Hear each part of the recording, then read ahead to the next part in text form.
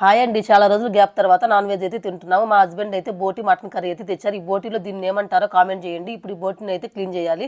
దీనికోసం అయితే ఫస్ట్ అయితే నేను ఇక్కడ మసాలాని ప్రిపేర్ చేసిన ఫ్రై కోసము ధనియాలు, ఇట్లా చెక్క, లవంగా మొత్తం అయితే స్పైసెస్ అన్నీ వేసేసి దీన్ని అయితే ఇప్పుడైతే మనం చల్లారనిచ్చేసి ఇంకా పొడి చేసి పక్కన పెట్టేసుకోవాలండి. ఈ లోపు అయితే బోటిని అయితే హాట్ వాటర్లో కొంచెం పసుపు వేసి కుక్ అవ్వనిచ్చి మంచిగా అయితే ఇంకా కడిగేసుకొని పక్కన అయితే పెట్టేసుకున్నానండి. ఇప్పుడైతే ఫ్రై ఎలా ప్రిపేర్ చేసుకోవాలి చూసేద్దాం. ప్యాన్ పెట్టేసి కొంచెం ఆయిల్ హీట్ అయిన తర్వాత కొంచెం ఆనియన్స్, కొంచెం పచ్చిమిర్చి వేసి మనం ఇంట్లోనే ఫ్రెష్గా నూరి పెట్టుకున్నటువంటి అల్లం పేస్ట్ కూడా వేసి పచ్చివాసన పోయేదాకా మంచిగా ఫ్రై చేసుకొని మనం క్లీన్ చేసి పెట్టుకున్నటువంటి బోటీని కూడా వేసేసి ఇంకా మంచిగా అయితే ఫ్రై అవ్వనివ్వాలండి. ఇందులోనే కొంచెం సాల్ట్ యాడ్ చేసుకోవాలి, చూసుకొని యాడ్ చేసుకోండి. ఎందుకంటే మనం ఆల్రెడీ బోటి కుక్ చేసేటప్పుడు వేసుకుంటాం కదా.